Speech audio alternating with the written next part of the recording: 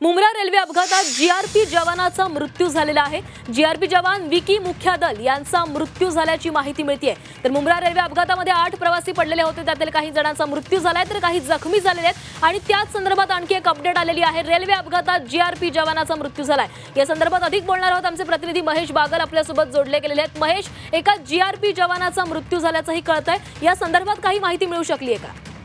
Railway स्थानकावर आज सकाळी घडलेल्या दुर्घटनेमध्ये आतापर्यंत 10 प्रवाशांना रुग्णालयामध्ये दाखल करण्यात आलेला आहे। मृतांचा आकडा 5 पर्यंत गेलेला असल्याची माहिती मिळत आहे आणि मृतांचा आकडा वाढण्याची भीती आहे। यात आता एक मोठी बातमी समोर येत आहे की जीआरपीचा एक कर्मचारी ज्याचं नाव विकी मुख्यादल सांगितलं जात आहे, या पोलीस कर्मचाऱ्याचा सुद्धा या दुर्घटनेमध्ये मृत्यू झालेला आहे। मात्र जीआरपी कडून त्याची अधिकृत घोषणा जी आहे ती अद्याप करण्यात आली नाहीये। मृत्यू झालेला जो जवान आहे तो मुंब्रा रेल्वे स्थानकावरूनच प्रवास करत असल्याची माहिती समोर आली होती। मात्र या संदर्भात अधिकृत पुष्टी जी आहे ती जीआरपी विभागाकडून करण्यात आलेली नाहीये। आतापर्यंत 10 जणांना कळवा रुग्णालयामध्ये दाखल करण्यात आलेले आहेत आणि 2 जे रुग्ण आहेत त्यांना ठाण्याच्या ज्युपिटर रुग्णालयामध्ये दाखल करण्यात आलेले आहे आणि पुढचा तपास जो आहे तो रेल्वे विभाग आणि जीआरपी करत आहेत।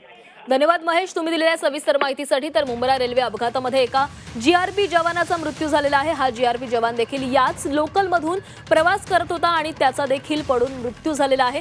जीआरपी जवान विकी मुख्यादल असं त्यांचं नाव आहे।